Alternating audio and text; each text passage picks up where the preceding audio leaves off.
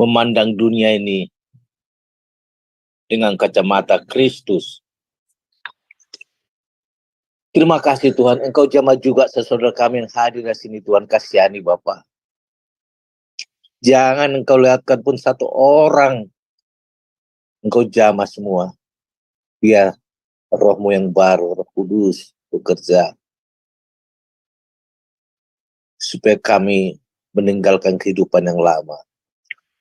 Terima kasih Bapa, kalau kami sudah di akhir sesi wahyu ini Tuhan. Biarlah ayat-ayat-Mu, firman-Mu melalui Yohanes boleh melekat di hati kami, boleh menguatkan kami, boleh merefleksikan hidup kami yang dahulu.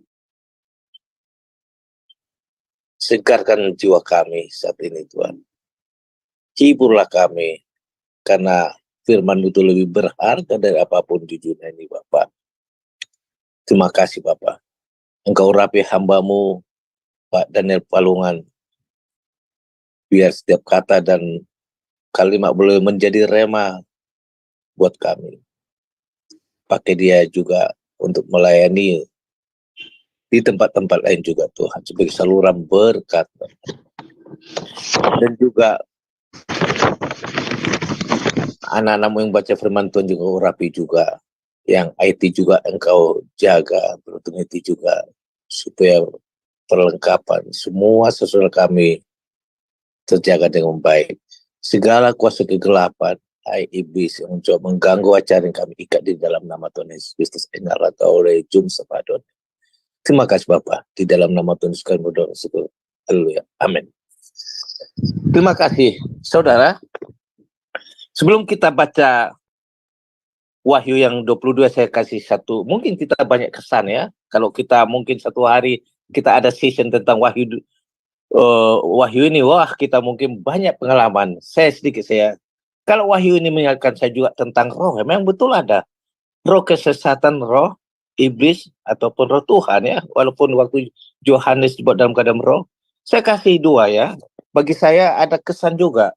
Waktu kecil saya sudah ingatkan, maksudnya memang itu ada roh ya, roh kegelapan itu, iblis itu. Pertama waktu ibu saya menceritakan dia maksudnya bertarung dengan iblis bla bla bla sampai apa gitu, saya ujuk nyata dia apa, saya penting nggak percaya.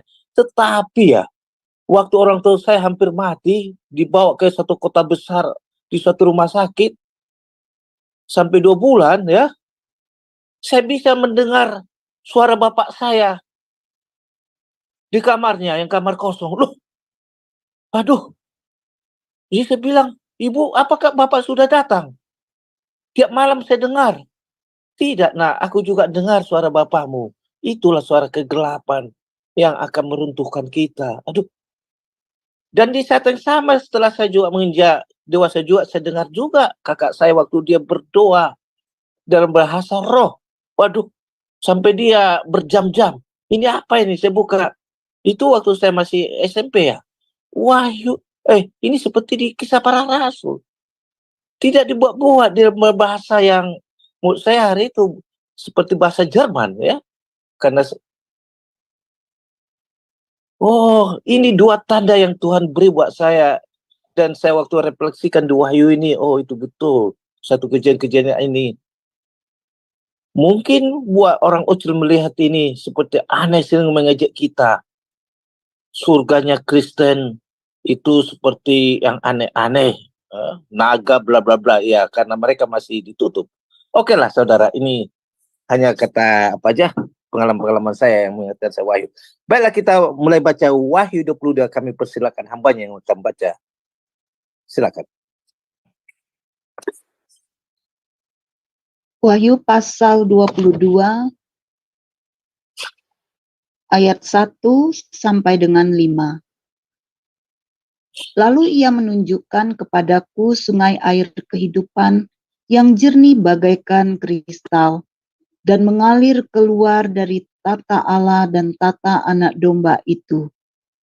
Di tengah-tengah jalan kota itu, yaitu di seberang menyeberang sungai itu, ada pohon-pohon kehidupan yang berbuah 12 kali, tiap-tiap bulan sekali, dan daun pohon-pohon itu dipakai untuk menyembuhkan bangsa-bangsa.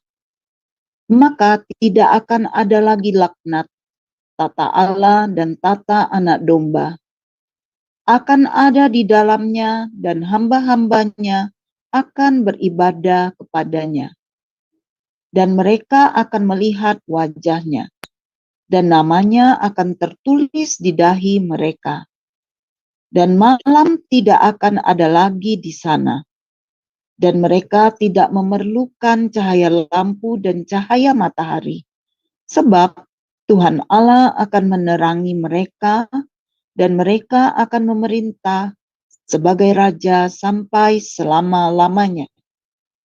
Ayat 6 sampai ayat yang ke-10. Kedatangan Tuhan Yesus.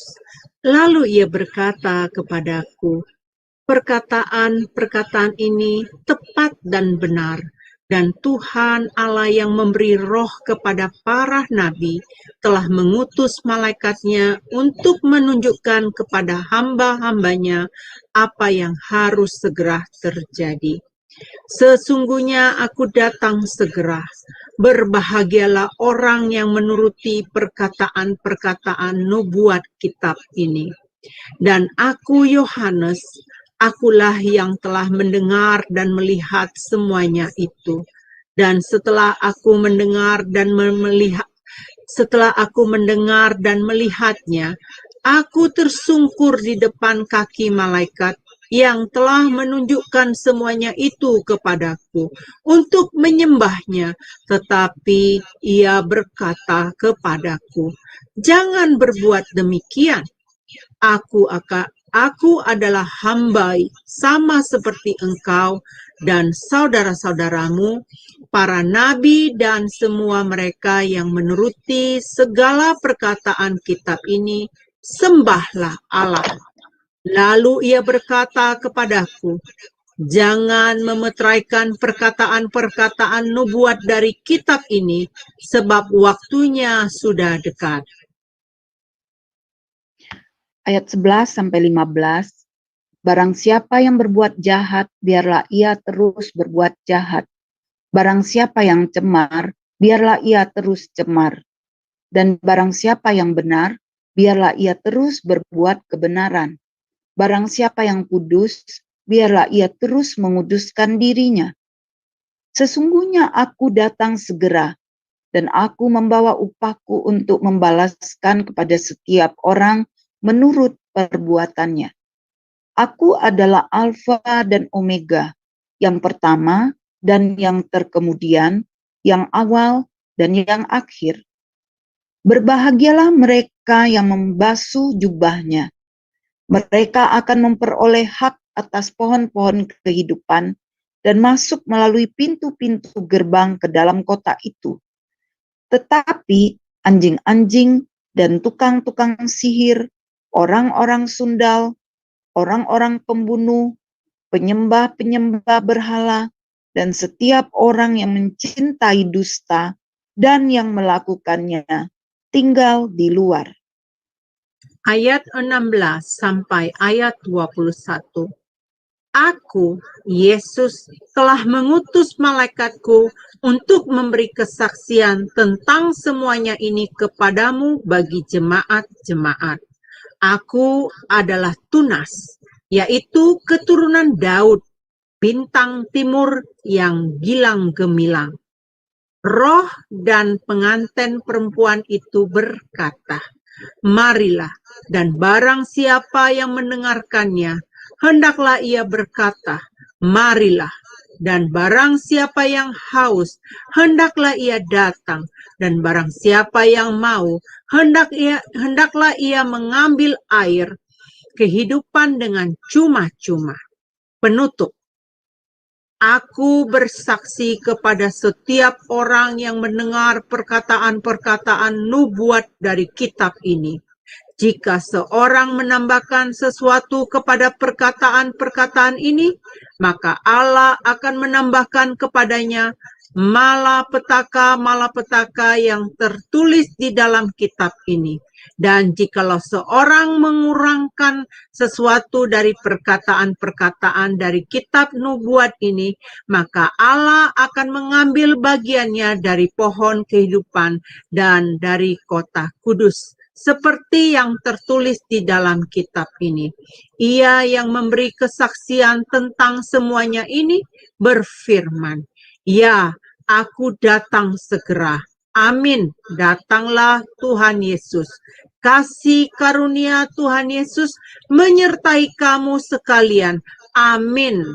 Inilah pembacaan firman Tuhan dari kitab Wahyu 22 hari ini.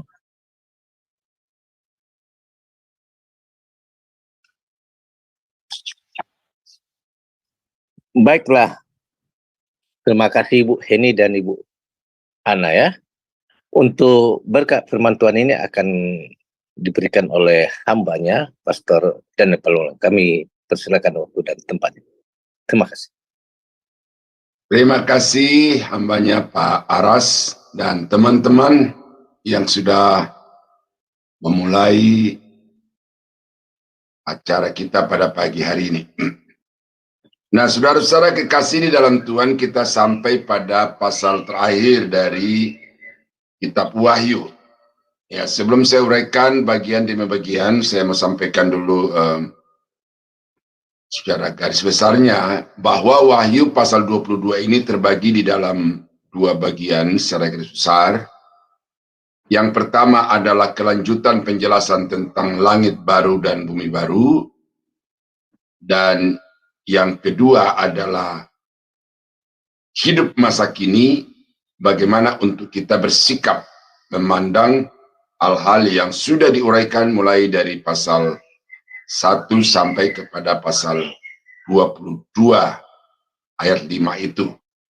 Itu yang pertama. Yang kedua, dengan jelas di dalam Wahyu pasal 22 ini, siapa yang berbicara kepada Rasul Yohanes atau juga Nabi Yohanes yang menulis kitab Wahyu ini, bahwa apa yang tertulis di dalam kitab Wahyu ini itu bersumber secara langsung dari Tuhan Yesus. Ya, jadi bukan dari rekayasa atau bukan dari pikiran Yohanes, tetapi semua kata-kata yang tertulis di dalam kitab Wahyu itu datang langsung dari Tuhan Yesus.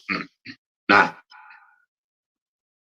ayat 1 berkata, "Lalu ia menunjukkan kepadaku sungai air kehidupan yang jernih bagaikan kristal dan mengalir keluar dari takhta Allah dan takhta anak domba Allah." Nah, jadi sekali lagi di sini kesejajaran antara Allah, Theos, atau dalam perjanjian lama Yahweh, dengan anak domba atau Yesus atau Logos. Kedua-duanya bertakhta di atas takhta yang maha kudus, lalu dikatakan dari takhta mereka itu mengalir sungai kehidupan, air kehidupan. Nah, apa ini? Kalau saudara baca di dalam kitab Yehezkel juga ada pemandangan yang sama, tetapi Yehezkel itu lebih menekankan kepada peristiwa yang terjadi di kerajaan 1000 tahun, ya. Sementara apa yang dilihat oleh Yohanes ini itu menembus kepada peristiwa yang akan terjadi di dalam langit baru, bumi baru, atau kerajaan yang kekal.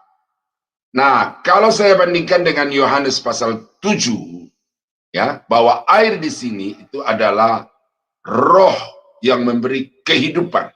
Nah, berarti saudara-saudara, saya tafsirkan ini Trinitas, ya. Jadi ini tafsiran, tapi saudara boleh percaya, ya, dan boleh tidak, tetapi saya harapkan untuk saudara percaya bahwa Allah, anak domba, kemudian dari takhta mengalir sungai air kehidupan, Yohanes pasal 7, bahwa itu adalah aliran-aliran Roh Kudus yang tiada henti keluar dari hadirat Allah untuk memberi kehidupan bagi setiap orang-orang yang percaya kepadanya. Ya, walaupun itu tafsir Bapak Ibu, ya, tetapi Saya harapkan untuk saudara mempercayai, karena nanti di dalam dalam langit baru, bumi baru itu, kita tidak tergantung lagi kepada air jasmani, ya. Walaupun nanti di ayat 2 ini saya akan jelaskan di ayat 2 ini, tetapi di sini penekanan saya adalah penyataan ketiga pribadi Allah, ya. Di tempat lain di dalam Wahyu pasal 1, roh itu dengan api, tetapi di dalam Wahyu pasal 22 ini roh itu dengan air yang memberi kehidupan, ya. Barang siapa yang minum air ini akan haus lagi, kata Yesus kepada perempuan Samaria, tetapi siapa yang minum air yang akan kuberikan kepadanya, dia tidak akan haus lagi untuk selama-lamanya. Nah, jadi air di dalam Alkitab secara langsung dihubungkan dengan firman Allah dan dengan Roh Kudus. Nah, di tengah-tengah jalan kota itu, yaitu di seberang menyeberang sungai itu, ada pohon-pohon kehidupan yang berbuah 12 kali, tiap-tiap bulan sekali. Dan daun pohon-pohon itu dipakai untuk menyembuhkan bangsa-bangsa. Nah, ini kita ada di langit baru, bumi baru. Apakah langit baru, bumi baru itu manusia masih tergantung kepada makanan, tergantung kepada minuman? Apakah manusia itu masih ada yang sakit dan lain sebagainya? Kenapa dikatakan bahwa ada pohon yang menghasilkan buah 12 kali dalam setahun, kemudian dia memberi kesembuhan bagi yang sakit? Inilah satu penggambaran tentang keadaan hidup yang berkelimpahan itu.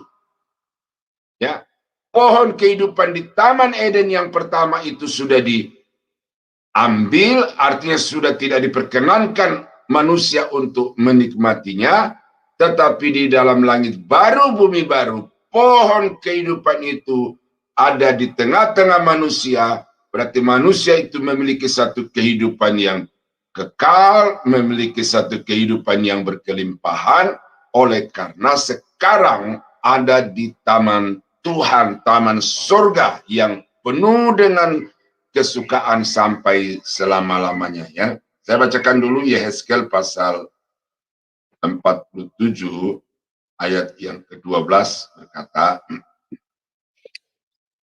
pada kedua tepi sungai itu tumbuh bermacam pohon-pohon, bermacam pohon buah-buahan yang daunnya tidak layu dan buahnya tidak habis-habis. Tiap bulan ada lagi buahnya yang baru, sebab pohon itu mendapat air dari tempat kudus itu. Buahnya menjadi makanan dan daunnya menjadi obat.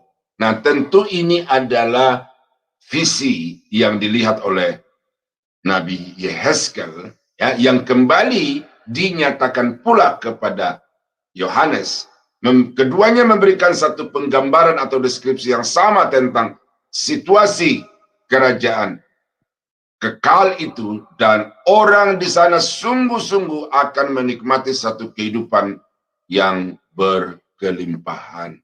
Ya, pencuri datang untuk mencuri, membunuh dan membinasakan, tetapi aku datang untuk memberi hidup dan hidup yang berkelimpahan. Nah, ini salah satu penggenapan dari janji Yesus di dalam Injil Yohanes itu. Ya. Nah, tetapi ini lebih kepada bagaimana orang-orang di dalam langit baru, bumi baru itu ya tidak akan sakit, tidak akan kelaparan, dan segala sesuatu yang berkaitan dengan kehidupan itu disuplai secara berkelimpahan dari Tuhan. Nah, ya. Maka tidak akan ada lagi laknat.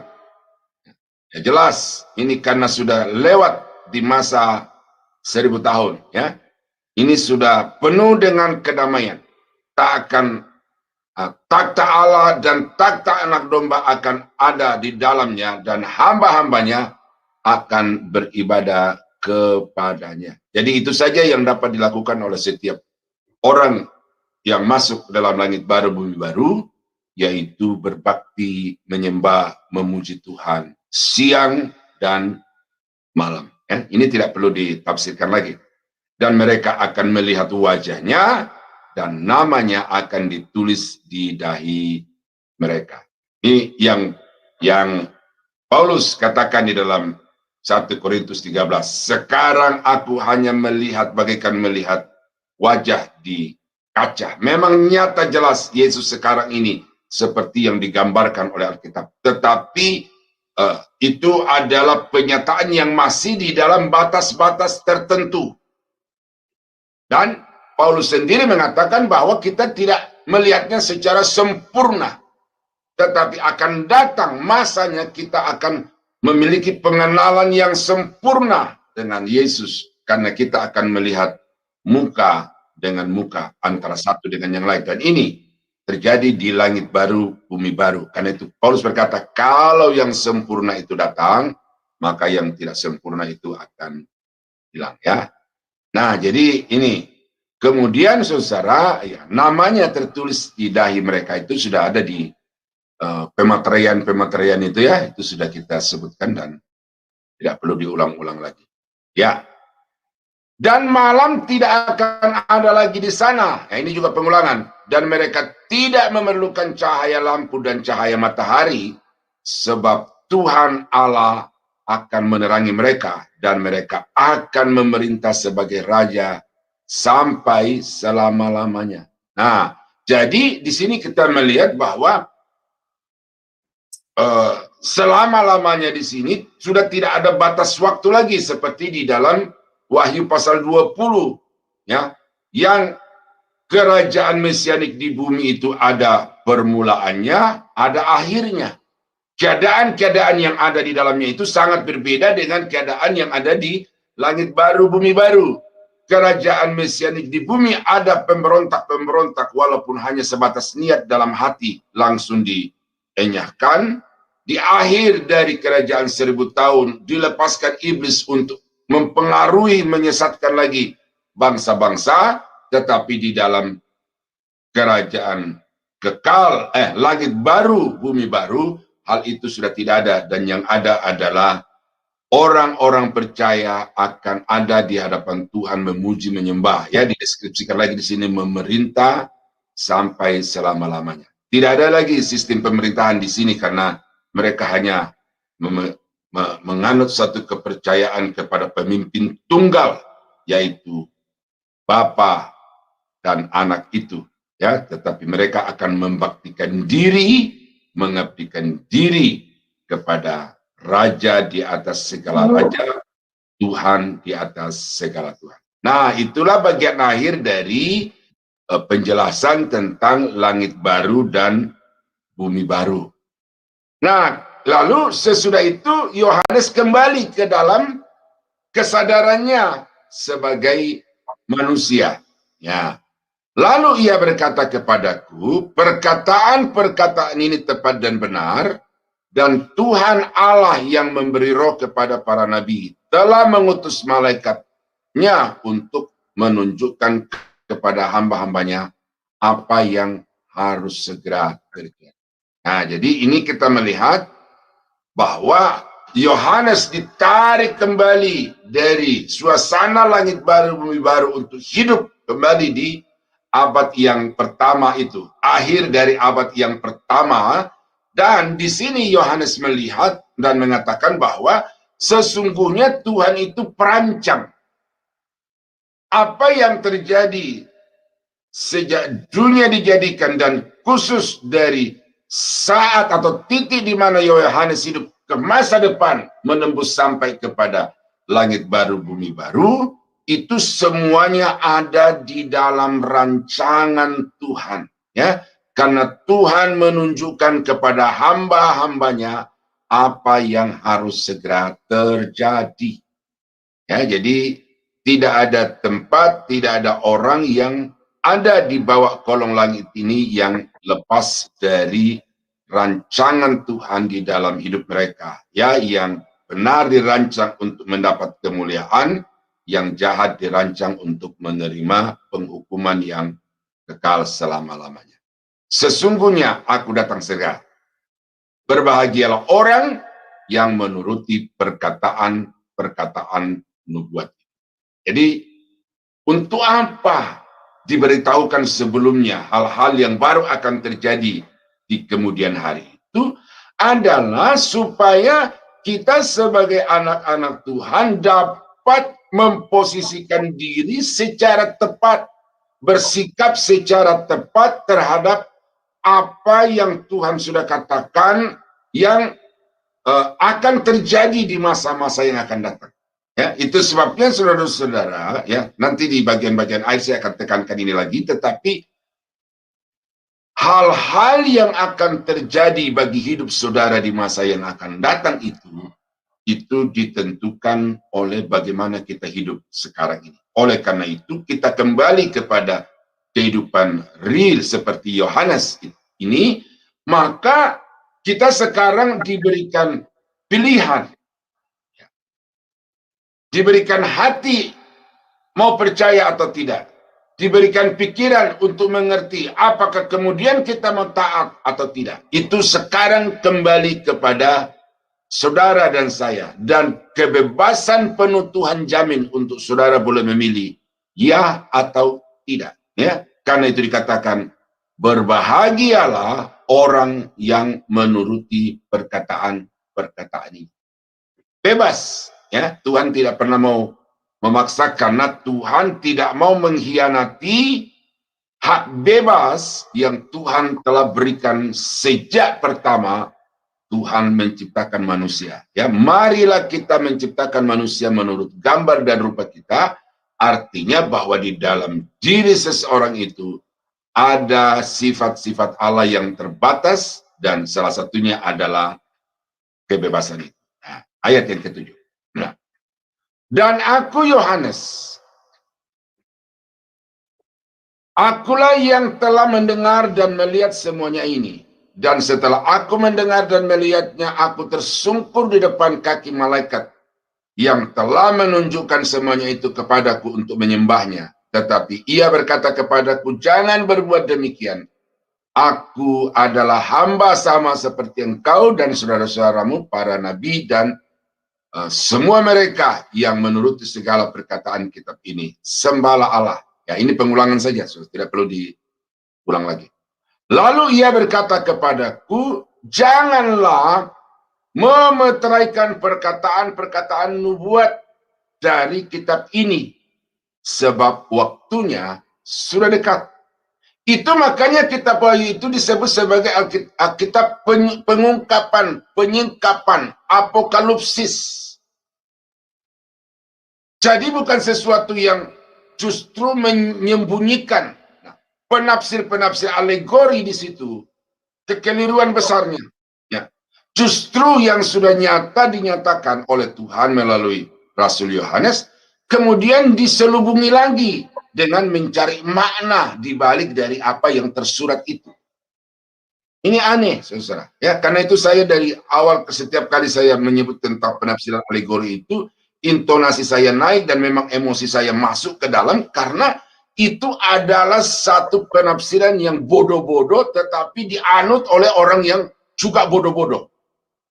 Kejadian sampai Wahyu itu literal, dan karena itu harus dipahami secara literal, ya. Saya harap saudara tidak tersinggung dengan kata bodoh-bodoh yang saya sebutkan itu, tetapi itu adalah satu gaya yang saya harus lakukan untuk menekankan sesuatu yang perlu saudara tahu, bahwa orang yang menafsirkan kitab Wahyu secara alegori itu adalah sikap yang memang bodoh. Ya, jangan memeteraikan. Ini berbeda dengan Daniel. Ya, tetapi meteraikanlah, itu kalau perintah Tuhan kepada Daniel. Jangan dulu diungkap, jangan dulu disingkapkan, jangan dulu diumbar. Karena akan ada waktunya nanti. Nah, sampai kepada Yohanes, buka semua Yohanes. Singkapkan, paparkan, umbar semua. Jangan lagi ada yang disembunyikan, karena semua pasti akan terjadi dan waktunya sudah dekat. Jadi kitab Wahyu adalah penyingkapan misteri peristiwa-peristiwa yang akan datang, dan karena itu jangan lagi diselubungi dengan argumentasi penafsiran yang rohani, penafsiran yang alegori. Nah, ini lihat, Ya, barang siapa berbuat jahat, biarlah ia terus berbuat jahat. Barang siapa cemar, biarlah ia terus cemar. Dan barang siapa yang benar, biarlah ia terus berbuat kebenaran. Barang siapa yang kudus, biarlah ia terus berbuat menguduskan dirinya. Ini himbauan, ya, ini himbauan. Tetapi kemudian sekali lagi di dalamnya ada pembebasan, ya, memberi kebebasan kepada setiap orang untuk menentukan pilihannya sendiri, menentukan perbuatannya sendiri, menentukan sikapnya sendiri, ya. Tetapi masing-masing itu akan menerima dampak akibat dari sikap hidup itu. Kalau dia memilih untuk terus berbuat jahat, ya konsekuensinya adalah apa yang sudah dipaparkan dalam kitab Wahyu. Barang siapa yang berbuat benar dan terus menguduskan diri, dia juga akan menerima akibat seperti yang sudah dinyatakan di dalam kitab Wahyu. Nah, oleh karena itu maka apa yang saudara akan alami di masa yang akan datang itu sekarang penentuannya. Ya, sekarang penentuannya, bukan besok, bukan lusa, tetapi hari ini. Ya, saya mau kasih kesaksian sedikit.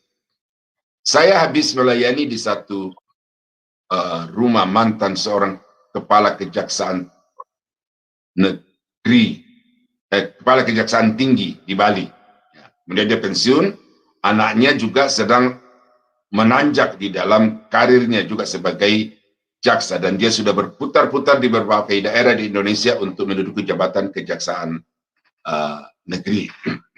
Ya, saya melayani dan entah kenapa dia menghantar saya keluar ke pagar. Sebelum saya keluar dari pagar rumah itu, dia mulai lagi pembicaraan. Terpaksa saya harus bicara lagi dari luar pagar, dia di dalam pagar. Dan dia berkata begini, Pak Pendeta, tadinya saya berpikir, nanti kalau saya sudah pensiun, nanti kalau saya sudah tua, baru saya cari Tuhan. Tetapi setelah seperti yang Pak Pendeta katakan tadi, saya sadar bahwa kita tidak tahu bagaimana besok, lusa, dan seterusnya hidup kita ini. Dan karena itu, saya berjanji hari ini saya akan merubah konsep hidup saya di dalam Tuhan. Nah, kemudian saya timpali dia punya kata-kata itu, Pak, kalau kita masih bisa hidup sampai besok, kalau kita masih bisa mencapai usia tua, tetapi kan kita nggak tahu apa yang akan terjadi malam ini. Oleh karena itu, keputusan Bapak untuk merubah hidup detik ini, itu adalah keputusan yang tepat. Nah, jadi saya mau katakan kepada Bapak Ibu, jangan tunda waktu. Jangan selalu pikir besok. Jangan selalu pikir nanti kalau saya sudah tua. Jangan pikir nanti kalau saya sudah pensiun. Jangan.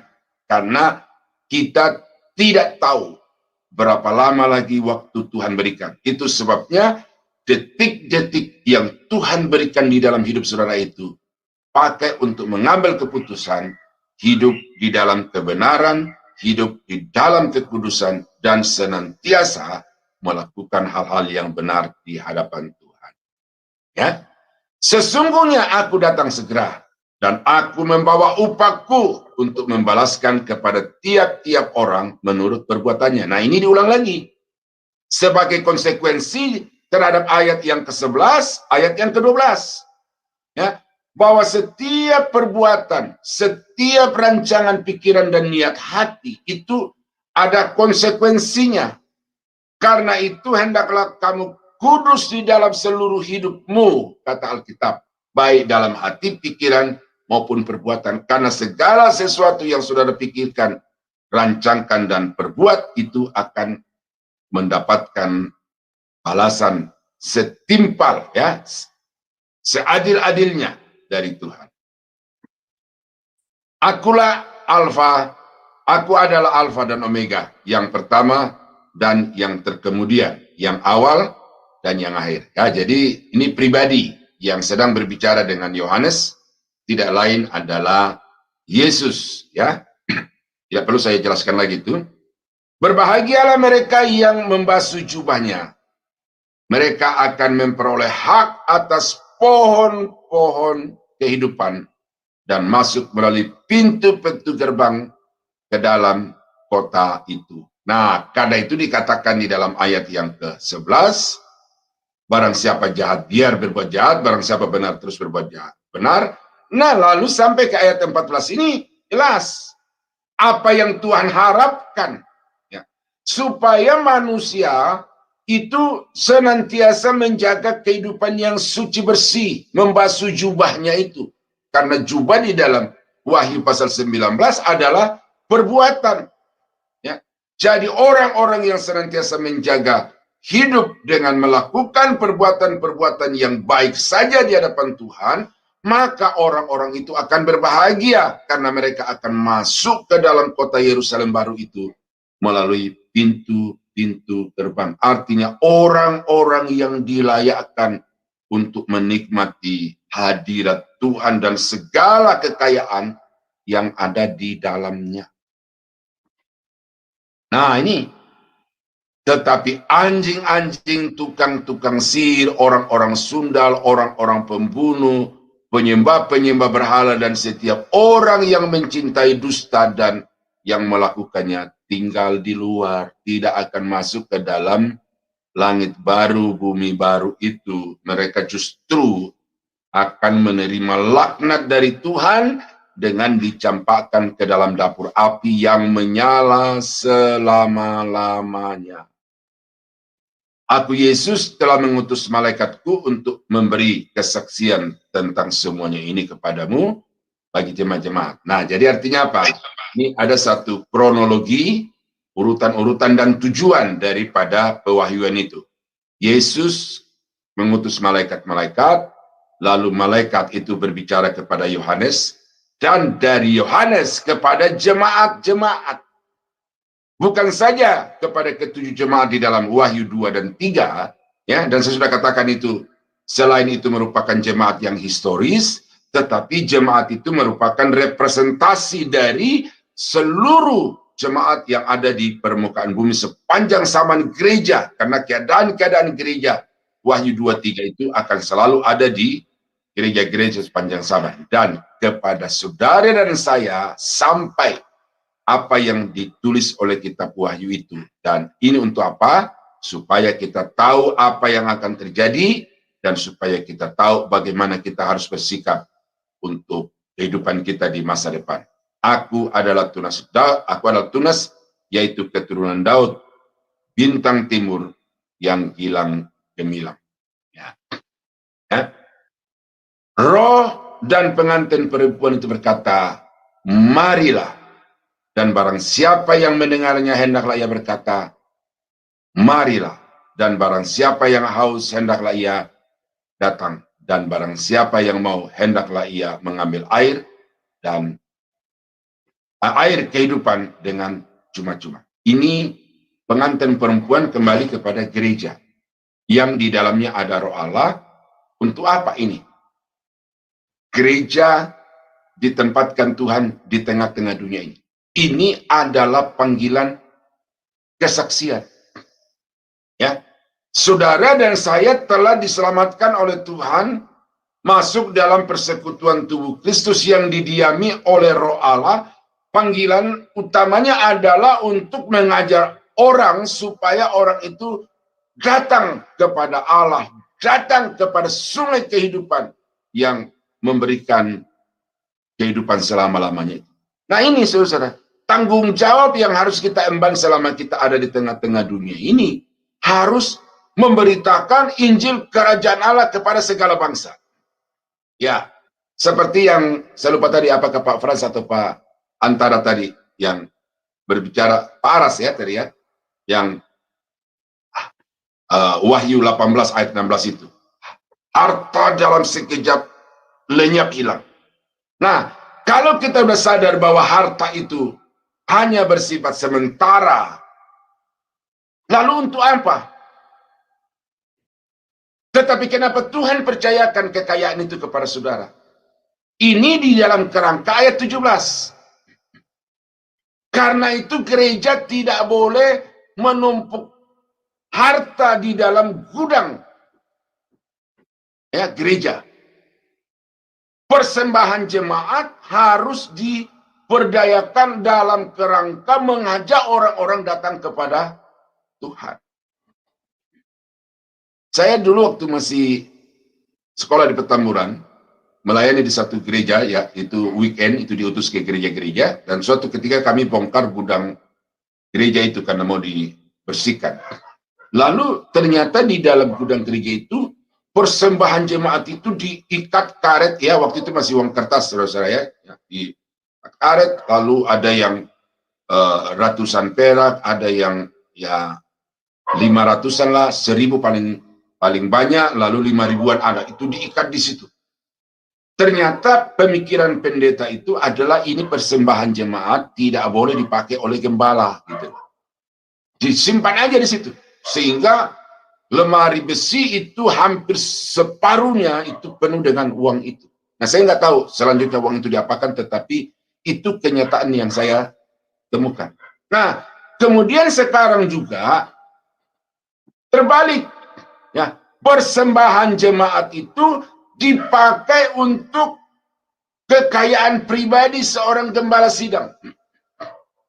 Makanya yang kaya raya dari 5 jawatan di dalam gereja, nabi, rasul, gembala, guru, penginjil, ini gembala ini kaya raya, sementara saya sebagai dosen, sebagai penginjil, ya, nanti akhir bulan September kami akan ke Medan 1 minggu lebih.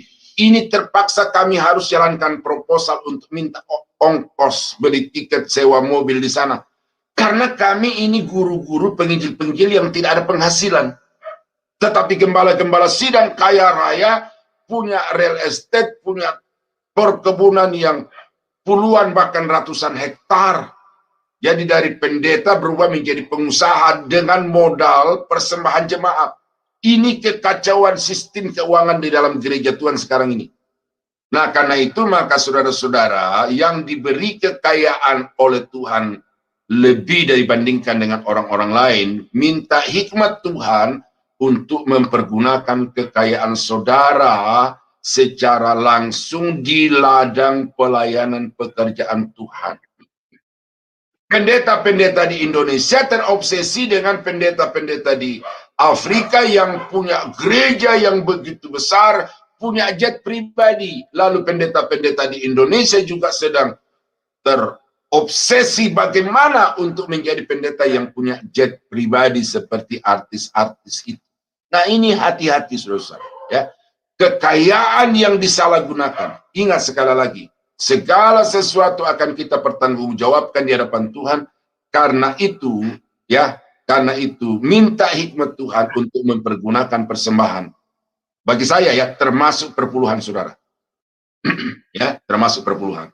Karena perpuluhan inilah yang membuat gereja berantem. Perpuluhan inilah yang membuat kekayaan itu bertumpuk pada satu tangan kekuasaan, sementara 5 jawatan lainnya, ya. Sebagai dosen, saya sudah lebih 20 tahun mengajar di berbagai sekolah tinggi teologi. Tidak pernah ada satu sekolah yang mengatakan, Pak, ini gaji Bapak sekian, gaji Bapak sekian. Tetapi Pak, kami mohon bantuan Bapak karena sekolah kami tidak punya dana. Tuh, padahal sekolah teologi adalah pabrik hamba-hamba Tuhan. Ya. Pabrik hamba-hamba Tuhan, tetapi dibiarkan oleh gereja-gereja gembala-gembala sidang terbengkalai karena tidak ada dana operasional gereja-gereja. Ya, ini saya agak sedikit meninggi, ya, di dalam intonasi, karena ini memang keprihatinan selama lebih dari 20 tahun.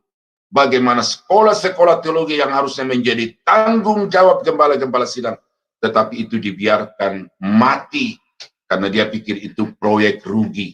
Nah, ya, proyek rugi, saudara. Itu istilah hamba Tuhan itu. Itu salah satu yang membuat sekolah yang saya rintis tahun 2001 itu kemudian juga berhenti karena saya kehabisan dana untuk memberi makan kepada siswa mahasiswa yang ya hampir sempat mencapai 125 orang itu. Nah, ya, jadi saudara, ini saya berhenti di sini mengingat apa yang dikatakan oleh hambanya tadi itu, ya. Harta dalam sekejap itu akan hilang. Nah, oleh karena itu, pergunakan harta yang ada padamu untuk bisa mengajak orang. Mari, barang siapa yang haus, hendaklah ia datang. Ya, ini mari. Nah, itu. Jadi, saya sebagai yang tidak punya uang tetapi punya sedikit ilmu, punya sedikit tenaga, ya saya berdayakan ilmu saya itu untuk mengatakan kepada orang-orang, mari. Nah, jadi mari kita bergerak bersama-sama memperdayakan karunia-karunia yang ada pada kita. Kita bersinergi untuk mengajak orang-orang datang kepada Tuhan. Ya, aku bersaksi kepada setiap orang yang mendengar perkataan-perkataan nubuat dari kitab ini. Ya, hati-hati di sini. Ini peringatan keras ayat 18 dan 19. Jika seorang menambahkan sesuatu kepada perkataan-perkataan ini, maka Allah akan menambahkan kepadanya malapetaka yang tertulis dalam kitab ini. Ya. Dan jikalau seorang mengurangkan sesuatu dari perkataan-perkataan dari kitab nubuat ini, maka Allah akan mengambil bagian dari pohon kehidupan, bagiannya dari pohon kehidupan dan dari kota kudus, seperti yang tertulis di dalam kitab ini. Ini artinya apa? Perkataan kebenaran itu harus disampaikan sebagaimana kebenaran itu. Jangan ditambah, jangan dikurang. Karena kalau ditambah ada konsekuensi yang ngeri, dikurangi ada juga konsekuensi yang sama mengerikannya. Maka selalu saya katakan, bahwa keselamatan tidak ditentukan oleh agama, tidak ditentukan oleh jabatan, tidak ditentukan oleh predikat sebagai pendeta, sebagai gembala, sebagainya. Karena keselamatan itu juga sangat tergantung kepada sejauh mana ajaranmu itu. Ya, ini saya bahas dulu secara umum ya. Ajaran menentukan engkau masuk surga atau tidak masuk surga. Ada penanya tadi malam, ya. Bagaimana kalau kita percaya dan tidak mengetahui? Nah, itu. Sekarang, sesudah saudara mengetahui, bagaimana saudara memperlakukan pengetahuan itu? Apakah saudara mau tambah atau mau kurang? Ya. Karena banyak sekarang ini channel-channel seperti ini, atau katakanlah dulu persekutuan-persekutuan doa, itu mengundang pembicara-pembicara yang menyenangkan hati, yang disukai oleh jemaat, bukan yang dapat menyuarakan kebenaran sebagaimana kebenaran itu. Dan ini hati-hati. Ya, saya mau bacakan 2 ayat tentang ini, saudara. Pertama dulu adalah dalam 1 Timotius 4 ayat yang ke-16. Awasilah dirimu sendiri dan awasilah ajaranmu. Ya, awasilah dirimu sendiri dan awasilah ajaranmu. Bertekunlah dalam semuanya itu, karena dengan berbuat demikian engkau akan menyelamatkan dirimu dan semua orang yang mendengarkan engkau. Jadi keselamatan dirimu, keselamatan orang-orang yang saudara layani, termasuk channel ini, ya, siapa yang mendengarkan siaran atau konten dalam channel ini, itu ditentukan oleh apa isi dari konten itu. Karena itu maka saya selalu mewanti-wanti diri saya sendiri, jangan sampai saya berdiri di depan jemaat dengan ajaran yang belum saya yakini secara pasti. Saya akan pending khotbah itu. Saya akan cari khotbah-khotbah yang memang sudah lebih pasti saya sampaikan. Ya, jadi hati-hati saudara-saudara, kita berkhotbah itu bukan sekedar fasih bicara, kita membuat channel-channel seperti ini bukan sekedar supaya banyak viewer, tetapi bagaimana supaya konten-konten ini bisa menyuarakan kebenaran itu. Ya, saya baca 1 ayat lagi di dalam Efesus pasal 6, ayat yang ke-19 dan 20. Ya. Juga untuk aku, ini doa Paulus untuk permintaan Paulus untuk jemaat di Efesus supaya mereka berdoa, ya, dan berdoa juga untuk aku supaya kepadaku jika aku membuka mulutku dikaruniakan perkataan yang benar, agar dengan keberanian aku memberitakan rahasia Injil. Memberitakan Injil itu perlu keberanian, saudara-saudara, karena orang-orang yang ada di depan kita belum tentu suka. Ya, belum tentu suka. Tidak semua kepala-kepala sekolah dari STT itu suka dengan pengajaran saya, karena ya saya belak-belakan bicara seperti ini, termasuk BBCO. Saya sebut saja di sini, termasuk BBCO. Ketuanya tidak suka lagi sama saya karena bertentangan dengan pengajaran saya. Ya, ini open-openan saja, saudara. Supaya jangan saudara terkesima dengan penampilan dengan senyum yang penuh dengan kepalsuan itu, ya. Hati-hati, ya. Supaya dengan keberanian aku dapat memberitakan rahasia Injil yang kulayani sebagai utusan yang dipenjarakan. Nah, bagian B-nya, berdoalah supaya dengan keberanian aku menyatakannya sebagaimana seharusnya aku berbicara.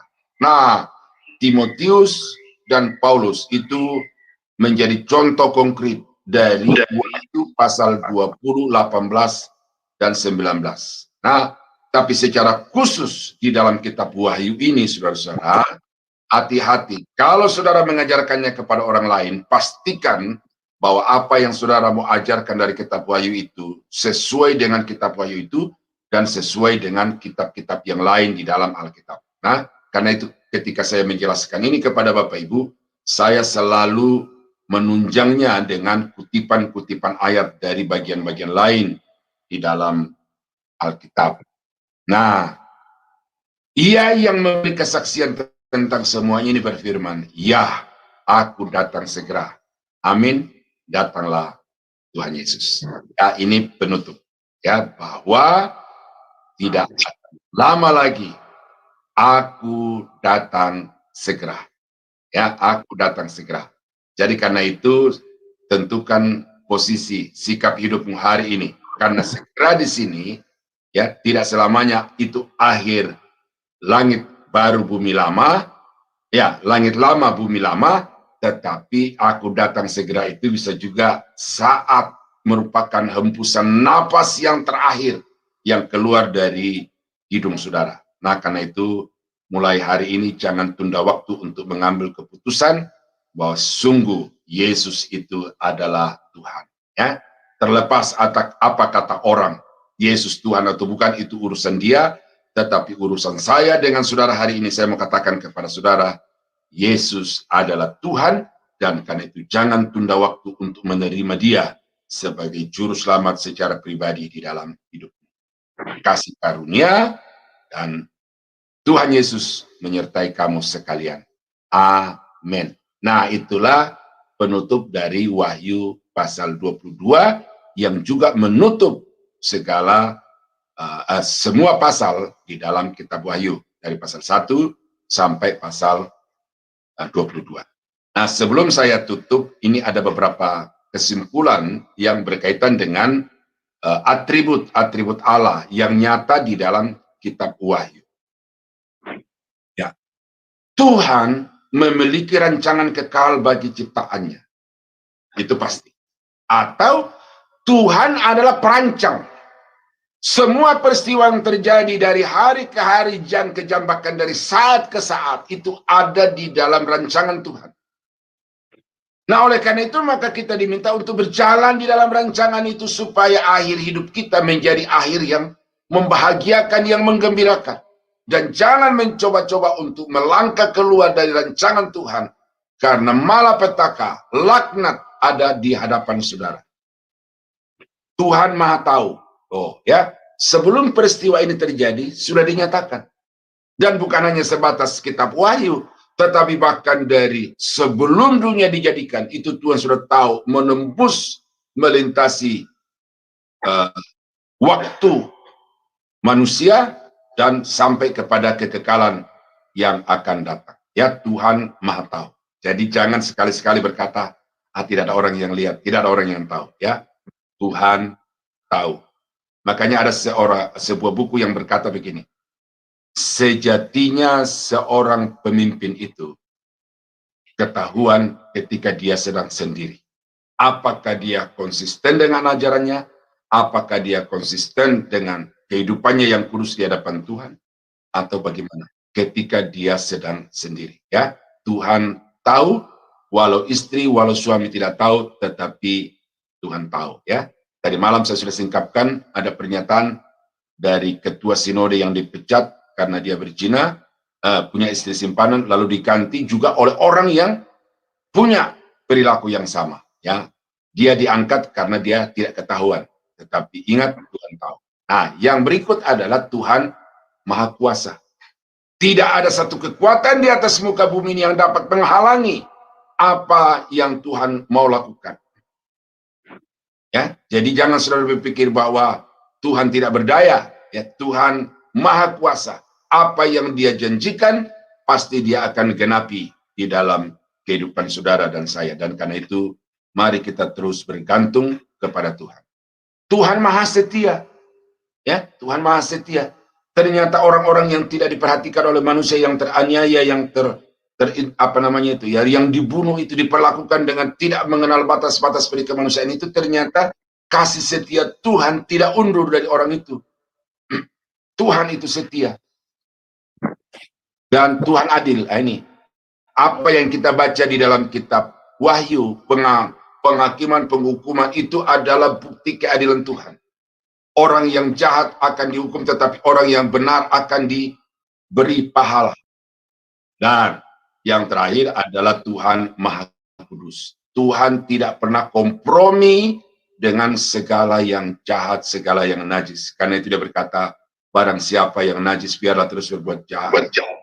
Barang siapa yang kudus biarlah terus berbuat kudus. Karena kedua-duanya akan mendapatkan hukuman, dan penghukuman atau konsekuensi itu merupakan bukti dari kekudusan Tuhan yang tidak mau kompromi dengan segala sesuatu yang jahat, baik di dalam perbuatan, jahat dalam pikiran, juga jahat di dalam hati. Nah, ini saudara mengajarkan kita untuk secara total kehidupan kita ini kita jaga senantiasa kudus dan Tuhan. Nah, saudara-saudara, masa depan ditentukan oleh masa kini. Perbuatan kita masa kini berdampak kepada masa depan. Karena itu sekarang kembali kepada saudara dan saya. Setelah kita mengetahui kitab Wahyu ini, bagaimana kita menentukan sikap. Itu adalah hak masing-masing. Tetapi sebagai hamba Tuhan, saya menghimbau supaya saudara mulai sekarang ini semakin berhati-hati di dalam kehidupan ini, dan juga semakin tekun untuk mencari kebenaran firman Allah. Karena kebenaran firman Allah itu harus menjadi pedoman, tuntunan, patron kehidupan sebagai pengikut-pengikut Yesus. Tuhan Yesus memberkati. Saya berterima kasih karena saya sudah dipercaya untuk membawakan uraian kitab Wahyu selama 23 hari. Ya, ini suatu pekerjaan yang cukup berat karena setiap hari saya harus memahami setiap pasal itu secara baik, dan karena itu tiap hari saya harus belajar keras. Tapi puji Tuhan, saya berterima kasih kepada Tuhan, saya ditolong dimampukan untuk bisa menyingkapkan sebatas yang saya sudah singkapkan. Tentu saudara-saudara tidak sempurna, belum lengkap. Karena itu bacalah juga buku-buku yang lain, dengarlah juga pendapat-pendapat uraian pendeta-pendeta yang lain. Tetapi hati-hati dengan penafsiran yang alegori. Ya, 4 pola penafsiran yang saya sudah sebutkan di awal itu pakai yang terakhir. Ya, secara literal, historis, futuristik. Nah, cari informasi yang lain dari pendeta-pendeta yang menganut paham penafsiran itu, pasti akan memberikan kepada Bapak Ibu pemahaman yang lebih dalam, lebih luas tentang kitab Wahyu, lebih daripada apa yang sudah sampaikan kepada Bapak Ibu 23 hari terakhir ini. Mari kita tunduk kepala, kita berdoa. Bapa, terima kasih untuk firman Tuhan secara khusus dari Wahyu pasal 22 hari ini. Kami sudah diingatkan bahwa kehidupan kami di masa yang akan datang itu sangat tergantung kepada kehidupan kami hari ini. Karena itu Bapa, berikan kami hikmat-Mu, berikan kami kuasa-Mu supaya kami dapat mengambil keputusan secara tepat pada hari ini, dan dengan demikian masa depan yang penuh dengan kebahagiaan adalah masa depan yang pasti bagi kami. Terima kasih untuk 23 hari terakhir ini kami bisa pergunakan untuk belajar dari kitab Wahyu, dan hamba-Mu secara khusus berterima kasih ya Tuhan, karena Engkau beri kesempatan untuk bisa menguraikan ini kepada jemaat Tuhan. Dan karena itu dimanapun suara hamba-Mu terdengar, kiranya Tuhan menjamah mereka, supaya mereka dapat hidup sesuai dengan kebenaran firman Tuhan, khususnya untuk mengantisipasi peristiwa-peristiwa yang terjadi di dalam kitab Wahyu. Kami berdoa mengucap syukur pagi ini, dalam nama Yesus, haleluya, amin. Amin, amin. Terima kasih Pastor Daniel Palungan ya. Kita sudah diberi pencerahan 22 ayat dari 22 pasal dari kitab Wahyu. Baiklah, untuk menutup serangkaian acara edisi Wahyu ini, kita nyanyi satu pujian. Silakan saudara nyanyi ya. Kami undang hambanya. Oh Jerusalem.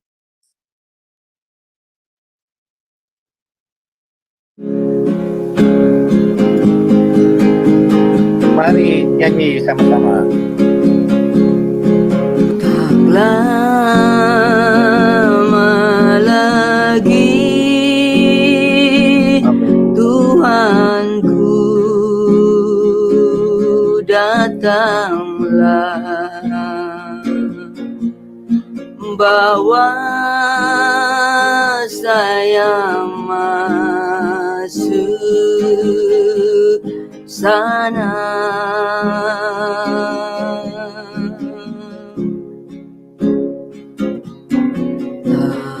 Tak lama lagi, Tuhanku datanglah,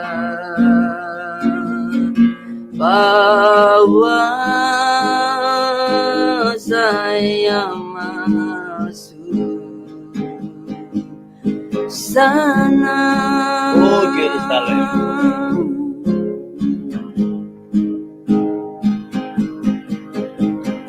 Oh Yerusalem, kota mulia, hatiku rindu ke sana.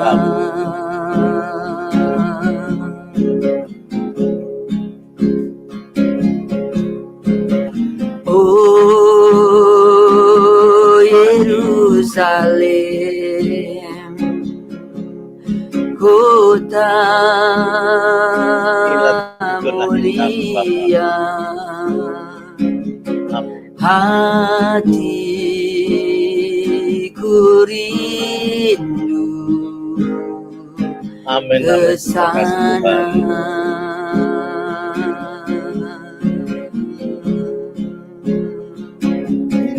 Tak lama lagi, Tuhanku datanglah, bawa saya masuk sana.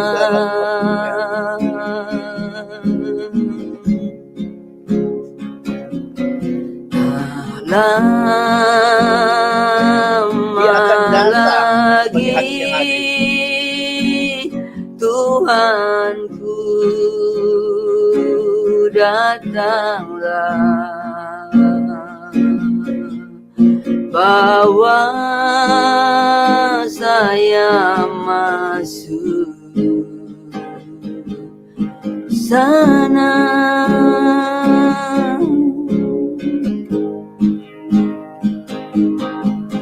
Biarlah Oh Yerusalem, Yerusalem, kota mulia. Hidup bersama Tuhan di Yerusalem baru. Hatiku rindu Kehidupan yang indah, yang jauh kesana. dari kehidupan sekarang akan disediakan buat saudara. Oh Yerusalem, kota mulia, hatiku rindu kesana.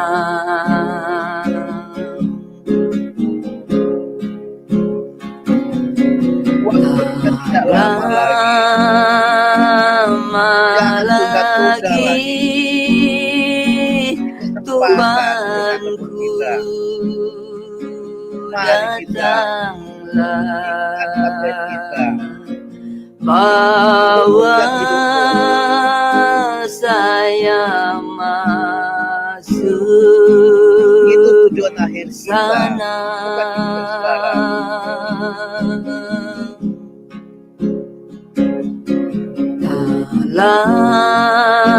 Lama lagi Tuhanku datanglah, bawa saya masuk Oh, terima kasih. sana.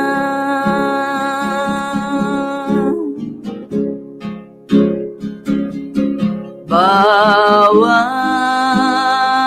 saya masuk sana. Bapa di surga, terima kasih. Amin. Anak-anakmu di Zoom sama Adonai boleh belajar kitab Wahyu Bapa. Memang benar, ada satu kota Yerusalem baru yang Engkau sediakan buat kami. Terima kasih Engkau beri sedikit gambaran tentang kota itu. Dan terima kasih juga para rasul-rasul juga sudah pernah melihat. Bapa, tumbuhkanlah perasaan itu di hati anak-anakmu yang sekarang ini. Supaya hatinya jangan melekat dengan dunia. Yang kelihatannya manis, indah, tapi itu semu. Itu kadang tipuan iblis. Supaya kami memegang mamon-mamon itu. Itu kehidupan dunia. Itu hanya sementara. Dan itu akan membawa kehidupan neraka yang kekal. Karena kami adalah anak-anak tebusanmu. Karena Engkau akan menjanjikan suatu saat kami hidup bersama-sama Engkau, Bapa. Itu Yerusalem baru. Tolong Tuhan Engkau ingatkan kami. Biar saat ini kami, Engkau tahu posisi di mana kami saat ini. Yang jatuh Tuhan Engkau sudah jamah lagi. Kuatkan kami. Supaya kami membasuh, menyucikan baju kami. Supaya kami layak di hadapan-Mu Tuhan. Biar Roh-Mu yang kudus yang tinggal yang telah Kau berikan. Mengajar kami, menguatkan kami terus Bapa. Kalau belum ada yang mengenal Engkau, ini saatnya Bapa. Jangan mereka menunda waktu-waktu itu lagi. Karena kami tidak tahu apa yang terjadi setelah firman ini kami dengar Bapa. Ini kesempatan emas buat kami semua. Ini zaman anugerah. Jangan kami sia-siakan. Seolah ini tidak berharga. Padahal darah-Mu Tuhan yang Kau curahkan pengorbanan sangat besar. Kami seolah merasa itu tidak arti. Karena ini masih zaman anugerah. Ada suatu zaman nanti itu. Engkau akan datang sebagai hakim yang adil. Akan memberi upah. Dan kami yang hidup dalam dosa. Akan kami menerima. Hidup dalam neraka kekal. Dan bila kami hidup sesuai dengan firman Tuhan. kami akan menerima pohon kehidupan itu masuk gerbang kota-Mu Yerusalem. Kasihanilah anak-Mu saat ini Bapa. Kasihanilah. Jangan Kau biarkan pun satu yang terlewatkan yang mendengarkan firman-Mu saat ini Bapa. Sentuhlah mereka. Dan pakailah kami untuk mengabarkan Injil itu. Untuk hidup bersama Engkau di Yerusalem baru. Mari kita doa sama-sama. Bapa kami yang di surga, dikuduskanlah nama-Mu, datanglah kerajaan-Mu, jadilah kehendak-Mu di bumi seperti di surga. Berikanlah kami pada hari ini makanan kami yang secukupnya, dan ampunilah kami akan kesalahan kami, seperti kami juga mengampuni orang yang bersalah kepada kami. Dan janganlah membawa kami ke dalam pencobaan, tetapi lepaskanlah kami daripada yang jahat, karena Engkaulah yang punya kerajaan, dan kuasa, dan kemuliaan sampai selama-lamanya. Amin. Terima kasih saudara yang setia mengikuti acara di Jum Sema Adonai. Kalau acara yang kita sebut Coffee Morning with Jesus. Saudara, ada beberapa hal yang harus kita ketahui. Saat teduh sudah mungkin akan dapat penjelasan sudah berubah ya. Kita tidak baca-baca sesuai Alkitab itu kepercayaan selama ini perjanjian baru dari Matius sampai Wahyu, tetapi per topik seperti ya renungan harian, nanti ada khotbah, nanti akan dijelaskan lebih lanjut ya dari Senin sampai Sabtu ya. Terima kasih buat hambanya Pak Daniel Palungan yang memberi kita pencerahan kekayaan rohani yang sangat berharga sekali yang tidak bisa kita gantikan dengan apapun juga ya. Terima kasih, semoga pelayan Bapak dipakai Tuhan semakin hari semakin baik dan semakin banyak jiwa-jiwa diberkati. Saudara, tibalah saatnya acara yang kita tutup. Kami anjurkan saudara yang punya doa-doa, biarkan kita tahu supaya kita kumpulkan bersama atau ikut dalam acara di Jum Sema Adonai, tetapi tidak di live-kan ya. Baiklah, kita tutup acara ini dengan kita undang hambanya Pak Daniel Palungan untuk beri doa berkat. Kami persilakan. Bapak, terima kasih untuk pimpinan Tuhan di dalam renungan pagi Sema Adonai hari ini dari awal sampai akhir, dan kami sungguh berterima kasih melalui puji-pujian, melalui doa-doa dan kesaksian hamba-hambamu yang sudah menjadi kekuatan bagi kami. Dan terima kasih juga untuk Wahyu pasal 22 yang secara langsung memberitahukan apa yang harus kami kerjakan selama kami ada di tengah dunia ini. Kami akan akhiri renungan pagi Sema Adonai ini di dalam nama Tuhan Yesus Kristus. Haleluya. Dan saudara-saudara yang dikasihi Tuhan, kiranya anugerah dari Allah Bapa, kasih dan damai sejahtera dari Tuhan kita Yesus Kristus, serta persekutuan kuat kuasa Roh Kudus, kiranya menyertai kita sekalian dari sekarang sampai selama-lamanya. Dalam nama Yesus kami akhiri renungan pagi Sema Adonai hari ini. Haleluya. Amin. Selamat pagi. Tuhan Yesus memberkati. Amin, amin.